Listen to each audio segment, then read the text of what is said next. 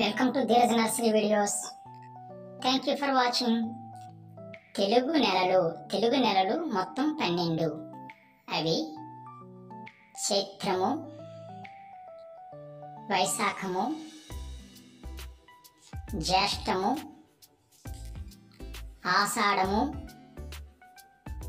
శ్రావణము, భాద్రపదము, ఆశ్వయుజము, కార్తీకము, మార్గశిరము, పుష్యము, మాఘము, ఫల్గుణము.